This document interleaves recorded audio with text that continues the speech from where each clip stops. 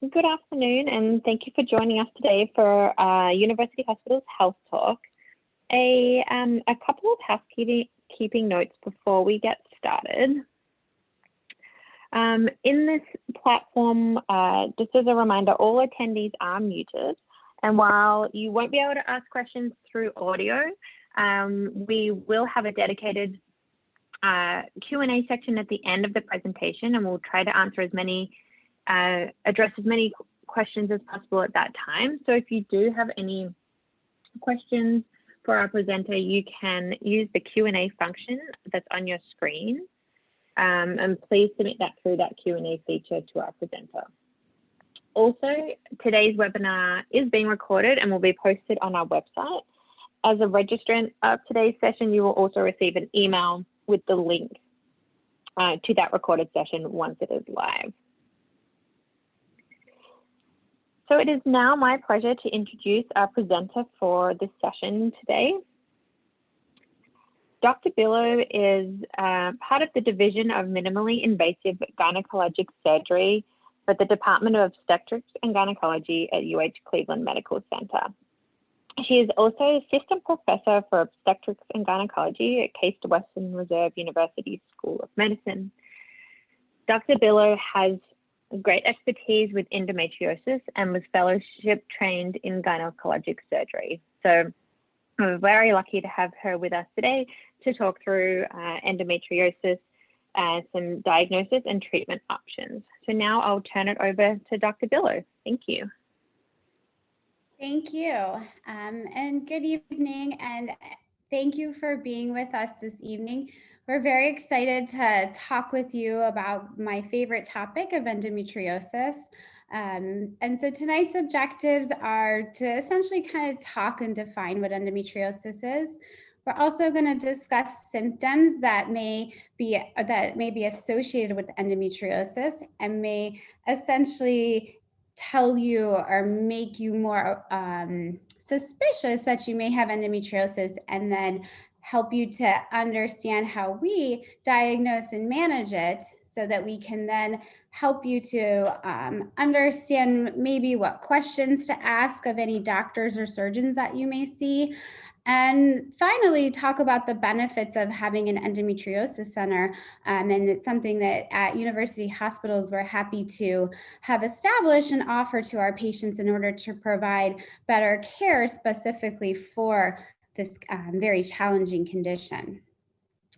So what is endometriosis? Well, when we talk about the specific condition, there's all different types and stages of endometriosis. Essentially, it's when the inside or the lining of the uterus, the endometrium, the tissue that normally lines the uterus, grows outside of the uterus. But it's not specifically that same tissue. It's tissue that is similar to the inside of the uterus, and it gets to be outside of the uterus. And if you look here on these four pictures, these are actual pictures from what we call laparoscopy or laparoscopic view. Laparoscopy is a type of surgery that we perform not only to diagnose, but also to treat this condition. And we'll talk a little bit more about that in a couple minutes. But this top picture in the top left is essentially normal anatomy. So in the middle is the uterus, and then you can see the ovaries on the left side and the right side. These other pictures, specifically this one and then this one, it's a more clear. You can see these lesions that are growing behind the uterus, and these implants are lesions of endometriosis. This one in the bottom left is the more severe stage of endometriosis, and you can see that this picture does not look anything like this picture because everything is stuck together.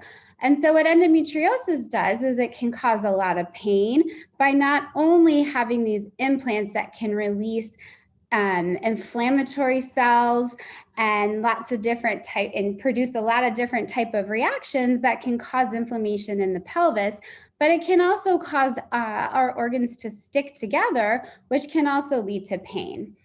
And so when women are asked about that. So that's the medical diagnosis or definition. But when you actually ask women what endometriosis means to them, there's a lot of different things or ways that women will describe it. And so this was a campaign that occurred a couple years ago now, where women were speaking out when they had been diagnosed with endometriosis and saying a number of women that are impacted is about 1 in 10 women. And so this woman described it as a condition that makes my uterus feel like it's sitting on a bed of razor blades. This patient says that it's a disease that's painful as hell, to the point where it makes us physically sick. She says, I've sometimes wondered if it's worth contacting a priest to perform an exorcism for this angry demon living in and around my uterus. And these are all very similar to how my patients have described endometriosis as well. And this last woman says it's like someone is crushing your ovaries and uterus with giant hands. She says, in high school, one of my friends accidentally ran over my foot with his car and broke it in 4 places. My period pain was worse than that. And so when women describe endometriosis, they're not just describing a painful period, which a lot of women will report and describe to doctors and feel as if they are maybe not describing the pain as severe as it is, or also that the doctor may not be listening or understanding to the severity of the pain. And so the condition is something that we really, really have worked hard to increase the awareness over the years. A couple years ago, there was also campaigns and commercials really talking to women and saying, you know, having a period that makes you not be able to get out of bed or enjoy your friends or your family, that's really not normal. So it's not just a bad period. And so we also know that endometriosis affects about 1 in 10 women. I think actually the more that we know about endometriosis and the more that we are doing research on it and finding it, that we're going to find that it actually affects a lot more women than that. The average age, essentially, of women being diagnosed with endometriosis is 28. However, there's women of all different ages that are affected or impacted by it. So we see it in women even before they start their periods. We see it in women that are adolescents. We even see it after menopause. While it is a condition that affects essentially reproductive age women, because it is an estrogen-driven disease, there's a small percentage of women that can still be impacted by it after menopause. So the thing to really know is that there's no cure for endometriosis. However, there's a lot of different ways that we can manage and treat the disease. So I think this number of 8 years, the average time it takes for women to actually, when they start to have symptoms and then receive the diagnosis, has been about 8 years.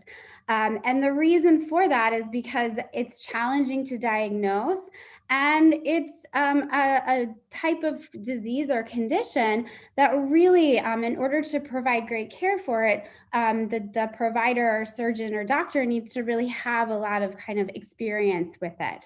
And so we're really working hard to improve and to decrease that number so that women are getting a diagnosis in a much faster time span.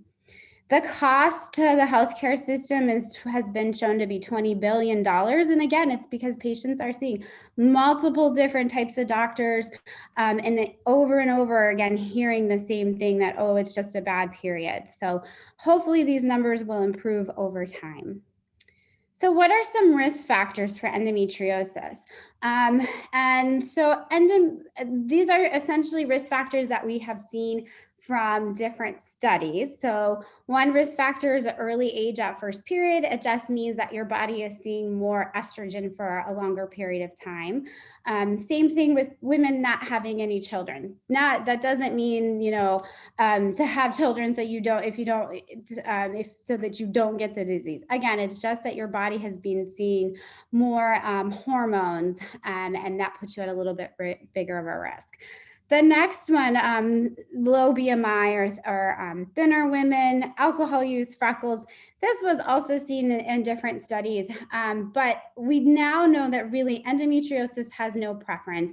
It affects women of all different ages, shapes, sizes, races, and so it really is a condition that really impacts all women. The one thing that we do know that is a really big risk factor for endometriosis is family history, specifically in first-degree relatives. So if you have your mom or sister or anybody in the family with a history of endometriosis, it's important to know that, because that does put you at an increased risk of 7 to 10-fold. So I'm not going to belabor this slide. This is a lot of medical terms, but we do know that there's a lot of different theories of why women get endometriosis. And at the end of the day, we really don't know the exact why of how it happens. We know a lot more, and there's a lot of research that has been done over the years. But again, the reason as to why this happens, we're unsure of. But essentially, the menstrual blood can get outside of the uterus, and sometimes it'll get by going backwards and going through the fallopian tube. So instead of coming out this way, it's going out this way. But the question is to why do some women get it and some women don't? And so that's a lot of research is being done so we can understand the disease more so that we can treat our patients better. So signs and symptoms of endometriosis. This has been helpful for us to kind of diagnose women a lot earlier. The reason is, and we'll talk about this in a couple other slides, is that the only way to truly diagnose endometriosis is with a surgery, and not everyone, it's a surgery has risks. Surgeries have recovery. You have to take time off of school or work. And so there's really been a push to understand symptoms that may be more associated with endometriosis so that women can present and express and advocate for themselves that they may have the disease. So these are very common symptoms. And you can see the word pain is the first several of the symptoms. So pain with periods, pain before the period starts, and pain after periods. Women often can have pain with intercourse, pain with urination, pain with bowel movements. Women also will describe a lot of different kind of gastrointestinal symptoms. There's a term that I see on social media a lot of endobelly, where there's different times when women will get a lot of bloating and they'll feel essentially like they're pregnant and they don't know why. And so that's associated with a lot of the inflammation and irritation that can impact the intestines. But essentially what we found, and this is an article that came out a couple of years ago that really was saying we really need to push diagnosing endometriosis with symptoms. And so what the authors did is they looked at what number of symptoms correlated more with the actual diagnosis of the disease. And it makes sense. They found that women with more of these symptoms were more likely to have endometriosis. And so what we also see is that it's women presenting with pelvic pain that's been chronic, cyclic, associated with their periods, and that has worsened over time. A lot of times too, women will have some different symptoms such as fatigue or just feeling tired all the time, because sometimes they're not able to sleep because of their pain. And so that leads to fatigue. And then we know if women are not getting sleep and they're tired, all of the different symptoms that can happen from that. So it really has a major impact, not only on their physical health, but also mental and emotional, because of the impact that it has on a woman's quality of life. So how do we diagnose endometriosis? A lot of times, when you'll present to the office and for an appointment with your provider, you'll go through your history. They'll ask you a lot of questions. And then the next step is to kind of really truly diagnose it. Sometimes ultrasounds can be helpful, but if you get an ultrasound done and it says that your uterus is normal size and your ovaries are normal size, that doesn't mean that you don't have endometriosis, because ultrasound doesn't always see the specific types of endometriosis. We are trying to develop more protocols or different methods of actually doing ultrasound to better diagnose endometriosis. We do know that if you have endometriosis affecting your ovaries, that is a very ultrasound can be very, very helpful for diagnosing or making us more suspicious that a woman may have endometriosis. MRIs, your physician may suggest getting a pelvic MRI. MRIs can be helpful if there's endometriosis that's essentially invading or impacting the intestines and sometimes the bladder. So I will order MRIs for my patients, but and that's more occasionally when I'm suspecting more advanced type of endometriosis. So laparoscopy, again, with the procedure where you're under general anesthesia, small incisions are made. We put a camera inside and are able to look at the uterus and the ovaries, the outside of the intestines. We're able to look and see if you have endometriosis. And then if there is endometriosis or any implants that were suspicious for it, then we will remove that disease and send it to the pathologist doctor. They look at it under a microscope and tell us if you have the disease or not. And so that's the true definitive way for us to diagnose endometriosis.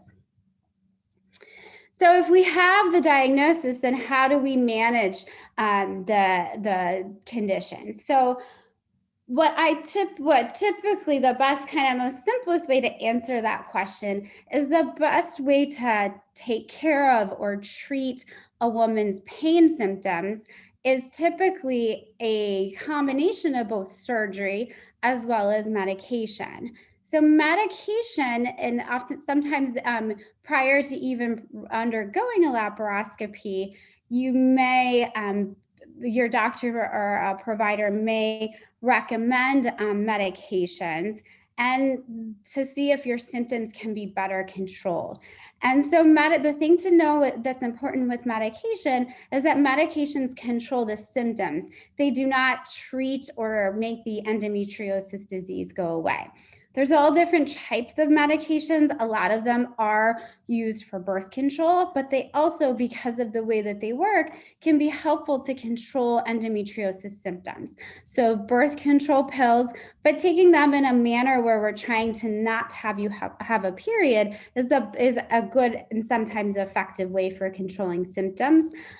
There are shots that can be helpful. There's an IUD, the little T, that can release hormones, specifically progesterone, onto the inside of the uterus. And again, making women not have a period, which is how it can be helpful for the symptoms or the disease.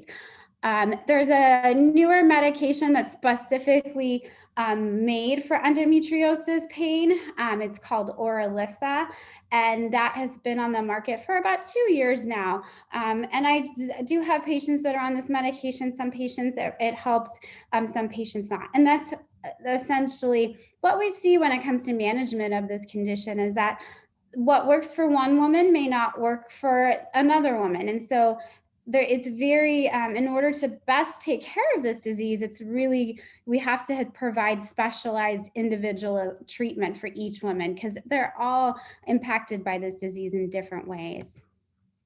So surgery. So we talked a little bit about surgery to diagnose, but surgery can also be helpful to manage the disease. There's all different types of surgeries. There's different things that may happen during the surgery. The biggest thing to know when it comes to surgery, and if you are undergoing surgery, a question to ask is, what type of surgery does the surgeon provide? So there's two different types. There's one that's called an ablation or burning of the endometriosis, and there's one where we called excision or cutting out the endometriosis. And the way I was always taught in my training by my mentors is that if we think of endometriosis, it can be like an iceberg where sometimes only when you take a look, you just see kind of the superficial part. And so if we're just burning that top of the iceberg, we're missing everything that's below it. And so that's why it's really important that if you're having surgery, that we are seeking out this excisional surgery so that we really can remove the disease and get better pain relief. This is another picture of what endometriosis can essentially do to our female organs. So this is the uterus. This is the left ovary that has endometriosis affecting it. And you can see that if we just took a laser and started burning things, we wouldn't be able to actually remove the disease. So it's really important that we remove the disease in order to provide better pain relief. If you do undergo surgery for endometriosis, there's lots of different options as to what happens during the surgery. So and again, it depends on where a woman is in her journey of the disease in terms of fertility, and if they are wanting or desiring pregnancy, what type of pain symptoms a woman is having. And so your surgeon may offer you a surgery to just remove the endometriosis and keep your uterus and ovaries and fallopian tubes. And we do that very often, and women can and will still get good pain relief by keep their uterus and their ovaries. Likewise, there's some women that have completed having their family. They're in a lot of pain. They've tried different medications. Maybe they've already had a surgery to remove endometriosis, and they say, you know, I want a hysterectomy. I don't want to have any more bleeding. And that's okay too. So hysterectomy can be an option for surgical management of the disease. And there's also times where women may have a hysterectomy as well as may have an ovary or both ovaries removed. And again, it just depends on the woman's symptoms, where they are in terms of their journey of life, and what they're ready for and what they've tried. So again, every woman is very different about what treatment plan or what works for them. So I included this post because there's been a huge, or this slide, there's been a huge push of patients advocating for themselves, which I think is really, really wonderful. There's a lot of information that social media can provide for women, and the endometriosis community is very big, and I think it's great because it does provide a lot of good information. One of the things that I've noticed recently is that women feel as if their doctors really aren't listening to them, and that they really don't understand the disease. And so I think it's really important that we as doctors know that and acknowledge that, and also look for ways that we can essentially not only educate doctors about the disease, but also to help patients to find the doctors that understand the disease and can help to take care of our patients better. So it's really important, that women know too that we are listening and that we want to take better care of this disease. And so hopefully that will change in the future as we have more and more surgeons that are having the specialized training with the endometriosis and really having that experience to take care of our patients. So I also I thought about and looked on social media too of kind of how patients can really get the most out of visits. I mean, I know as doctors, we're stressed. We have lots of patients. Sometimes we're double booked, but we want to provide the best care for all of our patients. And how can we kind of not only provide that care in sometimes a short amount of time that's allotted, but as patients, what can you do to really make sure that you are using that time and getting what you need out of that visit as well? And so one of the things that I think is best for patients to understand is to really think about the symptoms that they're having, have a clear kind of way of communicating the severity of their pain, how it's impacting your quality of life, And then when you're talking to your doctor, to really kind of get an understanding of their experience with endometriosis. One of the things that I often will tell patients is that what's different in my practice is that I don't see pregnant patients. I take care of only do surgeries. I don't deliver babies. And so I think that's a way to really kind of understand, what your doctor's kind of experience is asking them if they see pregnant patients or what percentage of their practice is endometriosis. Also knowing how many endometriosis surgeries the doctor or surgeon has performed. I get this question a lot. Do I perform excision or ablation surgery? Which I appreciate that patients are really coming in empowered and advocating for themselves. I also get this question a lot from patients of what I would do if the patient had endometriosis on her intestines or bladder. And that's where really having an endometriosis center and working with other different surgeons and types of surgeons who understand the disease as well can be very helpful to make sure that those types of surgeons are readily available. In terms of pregnancy, we do know that endometriosis can impact fertility, but I always like to also say that having a diagnosis of endometriosis does not mean that you will never be able to have a family.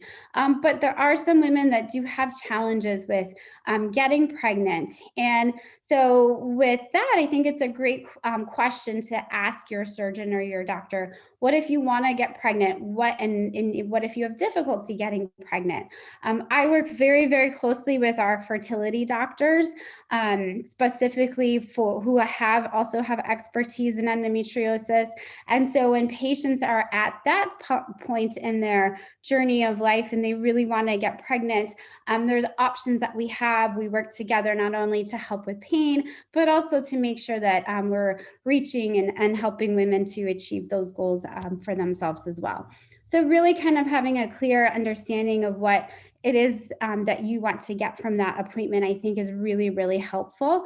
And then also having an understanding of kind of what the next steps are. What I do for patients when we do surgery is I always take pictures similar to some of the pictures that we've shown that of exactly what we find before we even start doing any surgery. And then I take pictures of the after. That way there's full transparency. When I see patients back for their post-operative visit, we go through exactly what happened during the surgery, and the patients have the pictures so they know, exactly what we did and what was removed. So an endometriosis center of excellence, this is something that a lot of the major or a lot of institutions and hospitals have been pushing for because we know that this is really how we can provide the best care for our patients. Not only is this going to diagnose women with endometriosis, but it helps to have essentially providers, a core group of providers that have specialty or specialized training, that have the experience, that have the passion for the disease. This has been shown to reduce the time to diagnosis. So hopefully we're bringing that 8 years down to 1 to 2 years would be a good goal, as well as reducing time so that women can have individualized, specialized care. We provide evidence-based treatment. And then again, we work closely with our fertility center. So that helps women to really kind of understand the impact of the disease on their ability to have a family.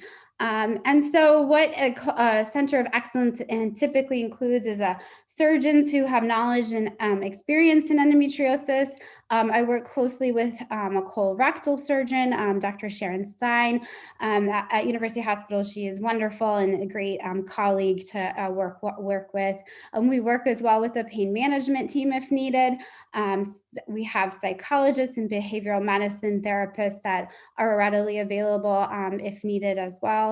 Nutritionists, there's a lot of more studies looking at the impact of diet and health overall. And we do know that anti-inflammatory diets can be very helpful for patients. Acupuncture, yoga, meditation, all of these different other methods of treatment can also be very helpful.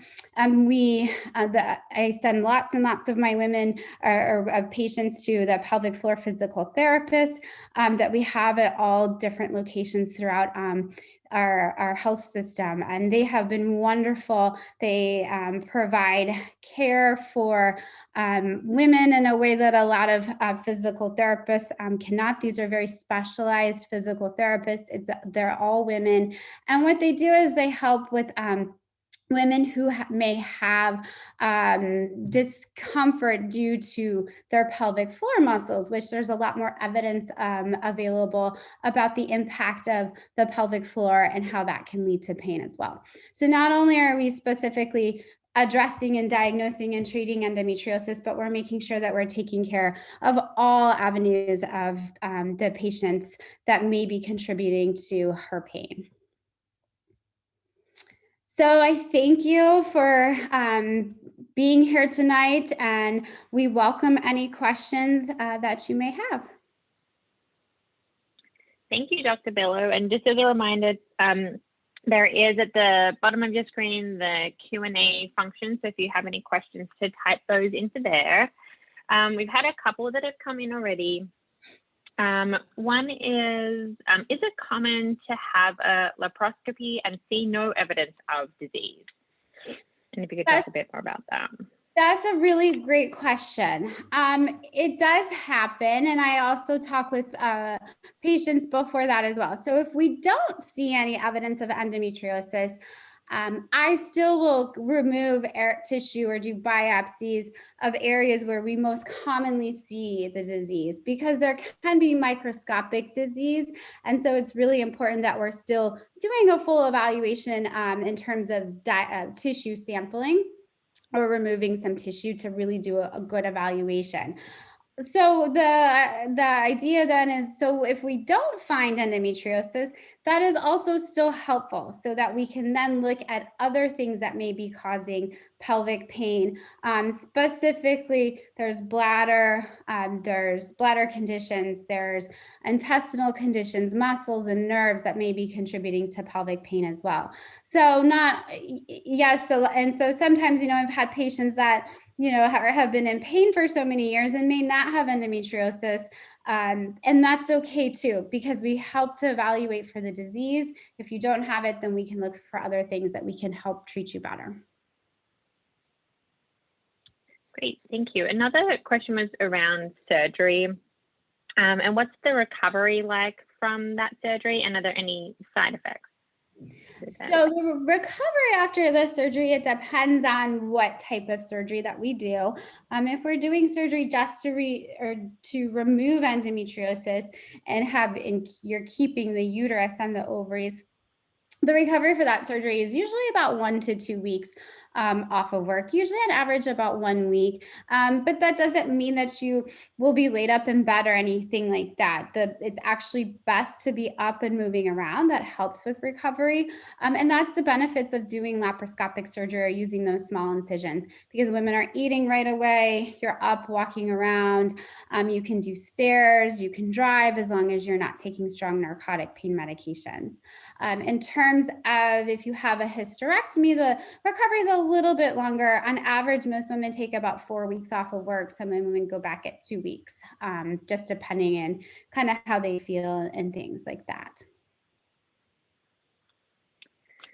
And there's a question around, what will happen if I do nothing, no sort of treatment? Is there additional damage that will occur? So we do know that if you go longer without managing or treating the disease, it can progress, it can worsen, it can cause more sticking together of the organs. And especially if the endometriosis is involving the ovaries and you have what's called an endometrioma or an endometriosis cyst that can grow over time. Sometimes it can rupture, which can cause a lot of pain. Sometimes it can impact or affect the ovaries more, which can then impact your ability to get pregnant. So the short answer is yes, it can get worse. And so that's why we are really pushing to diagnose the disease early so that we can really help women to manage the disease a lot better. You mentioned around, some symptoms of painful periods. Are long or heavy periods also a common symptom? Yeah, so heavy periods is a common symptom. There is a condition that I didn't put in there, but there's a condition called adenomyosis, which is a condition that is essentially where women may have tissue that's like the inside of the uterus involving or impacting the muscle of the uterus. Adenomyosis can cause women to have really heavy and very painful periods. Adenomyosis can be seen in women who have endometriosis, but there's women who have endometriosis without adenomyosis, and there's women who other things can cause adenomyosis. So that's why having painful and heavy periods can be a symptom that's associated with endometriosis. Great, thank you. And then another question around, and you touched on this a little bit, what lifestyle changes can also help with endometriosis? Mm-hmm. That's a really great question. There's a lot of different, there's been some research looking at this, but anti-inflammatory diets can be helpful. That's essentially healthy diets, fruits and vegetables, avoiding sometimes like red meat, alcohol, anything that can cause more inflammation. Then other things that are helpful is essentially ways of making you feel better, helping with more of like pain relief, stress relief. So acupuncture, yoga, anything that women may feel can kind of help with them, help them to manage their pain more can be helpful for all different conditions. But specifically for endometriosis, I think the anti-inflammatory diet, just taking good care of yourself in general is a good way. Great, thank you. And then you talked a little bit about, specialists or people that specialize in endometriosis and surgery. Is there just a question around, why is it important to search out someone like that, or is, your regular OBGYN able to do these surgeries as well? That's a really great question. There are some OBGYNs that have more interest in endometriosis and may do more surgery for endometriosis. And so that's why I think it's important when you're having that visit to ask those questions and it's okay to ask those questions. What's your experience with endometriosis? How many of these surgeries do you do? What types of surgeries do you do? I do find, especially within our UH system, I have really great relationships with our general OBGYNs here in the community. And they've always, reached out to me and either asked questions or, asked me to see patients or whatnot. And so I think that type of relationship is what provides kind of the best care for women. So it's really kind of understanding the general OBGYN's kind of practice and what percentage of the patients that they have that they take care of have endometriosis. Great, thank you. And we had another one that came in, again, sort of a symptom question. Talked about how pain with intercourse is a symptom. What about bleeding after intercourse as well? Bleeding after intercourse is not typically a symptom associated with endometriosis. Bleeding after intercourse can be due So lots of different things. It can be due to medication. So birth control can sometimes cause it. IUDs can sometimes cause bleeding after intercourse. It can be a sign of infection. It can be a sign of just the cells on the cervix are really, really fragile, and any sort of trauma to those cells can cause some bleeding. You also want to make sure that your pap smear is up to date if you're having any bleeding after intercourse. So it's not typically a symptom that's associated with endometriosis, but it is something that you really, there's lots of different things that can cause it, and something that you really want to make sure that we're evaluating and making sure that we're treating the right thing. Great. So I think that's all the questions that we had this afternoon. So I did really want to thank you, Dr. Billow, for your time sharing this information and answering these questions. I think it was very helpful. As I mentioned, we will email a link to view the session on our website once the recording is posted. And if you are interested in or require, some consultation to schedule an appointment, we have the number up here, 216-455-7001, to make an appointment with a University Hospital's Women's Health Specialist in endometriosis. So again, thank you, Dr. Billow, and this concludes today's session. So thank you everyone for attending, and have a wonderful evening and upcoming holiday. Great, thank you.